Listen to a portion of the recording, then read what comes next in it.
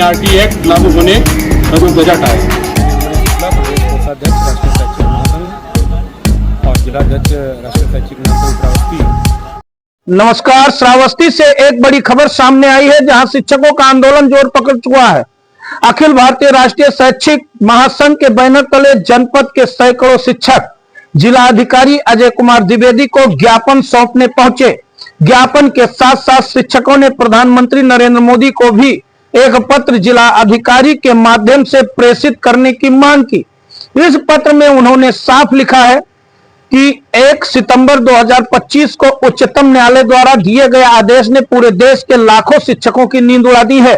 Supreme court के आदेश के मुताबिक अब हर शिक्षक को चाहे उसकी नियुक्ति कब हुई हो, शिक्षक पात्रता परीक्षा यानी टीईटी पास करना अनिवार्य होगा। अदालत का यह फैसला सिविल अपील संख्या 1385/2025 में सुनाया गया और उसके बाद से शिक्षकों का भविष्य सवालों के घेरे में आ गया है। शिक्षकों का कहना है कि शिक्षा का अधिकार अधिनियम 2009 और एनसीटीई की अधिसूचना 23 अगस्त 2010 से पहले ही यह प्रावधान किया गया था कि जो शिक्षक 2010 से पहले नियुक्ति किए गए हैं उन्हें टीईटी से छूट मिलेगी, जबकि 2010 के बाद जिनकी नियुक्तियां हुई हैं उनके लिए निश्चित अवधि के भीतर टीईटी पास करना अनिवार्य होगा।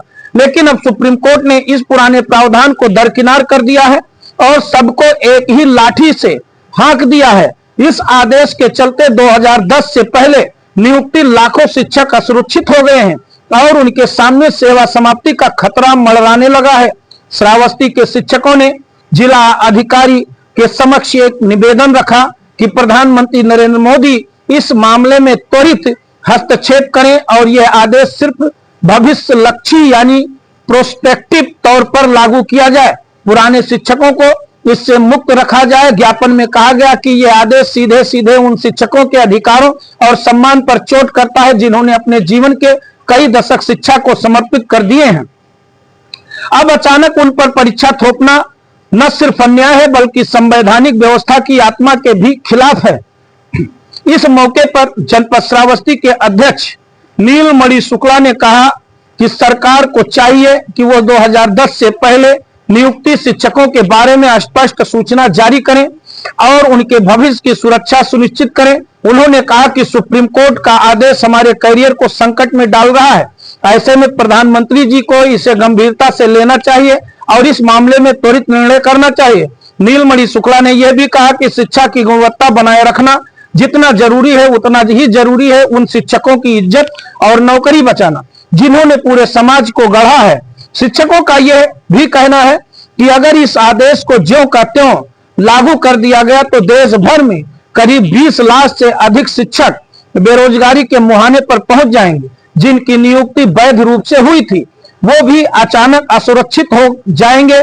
इस आदेश से पूरा शिक्षा तंत्र में भारी अस्थिरता आएगी और इसका असर सबसे ज्यादा बच्चों की पढ़ाई पर पड़ेगा, क्योंकि जिन शिक्षकों ने वर्षों तक पढ़ाया है अगर उनकी सेवा खतरे में डाली जाएगी तो शिक्षा व्यवस्था पूरी तरह से चरमरा जाएगी। इसी बीच हम आपसे अपील करना चाहेंगे कि आप हमारे चैनल को सब्सक्राइब करें, वीडियो को शेयर करें और अगर आपको अच्छा लगा हो तो मेरा व्हाट्सएप लिंक यूट्यूब डिस्क्रिप्शन में है, उस पर लिंक करके आप मुझसे सीधे व्हाट्सएप पर जुड़ सकते हैं। आपके जुड़ने से मुझे ताकत मिलेगी, बल प्रदान होगा और यह मैसेज हजारों तक पहुंचेगा। आप ज्यादा से ज्यादा शेयर करें वीडियो को ताकि अध्यापकों को न्याय मिले और सरकार तक यह आवाज पहुंचे। जितने भी अध्यापक ये खबर देख रहे हैं वो अपने दोस्तों, अपने रिश्तेदारों, अपने सहयोगियों तक इस खबर को भेजें ताकि आपकी आवाज बुलंद हो और सीधे माननीय प्रधानमंत्री तक पहुंचे। शिक्षकों ने जिला अधिकारी को सौंपे गए ज्ञापन में यह भी लिखा है कि ABRSM का यह स्पष्ट मत है कि शिक्षा की गुणवत्ता बनाए रखना जितना महत्वपूर्ण है उतना ही महत्वपूर्ण है शिक्षकों की सेवा, सुरक्षा और गरिमा को बनाए रखना।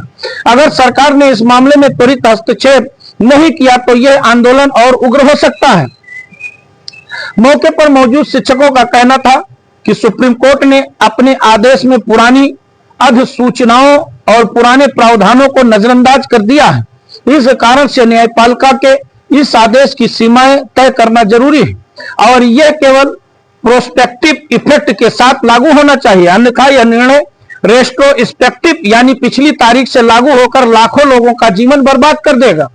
यहां शिक्षकों ने एक ऐतिहासिक उदाहरण भी सामने रखा। उन्होंने कहा कि जब सुप्रीम कोर्ट ने अनुसूचित जनजाति एक्ट को लेकर आदेश दिया था तब पूरे देश में आंदोलन हुआ था। उस समय सुप्रीम कोर्ट के तत्कालीन मुख्य न्यायाधीश दीपक शर्मा के फैसले के बाद देश भर में आंदोलन फैला और फिर सरकार ने तत्काल संसद में बिल लाकर संशोधन पास किया और SC/ST एक्ट को पहले जैसी स्थिति में बहाल कर दिया। यह काम मोदी सरकार ने किया था और पूरे देश के आंदोलन को शांत कराया। अब वही स्थिति शिक्षकों के साथ है, इसलिए सरकार को चाहिए कि वो संसद में बिल लाकर या अध्यादेश लाकर शिक्षकों के हित में संशोधन करे और उनके भविष्य को सुरक्षित बनाए।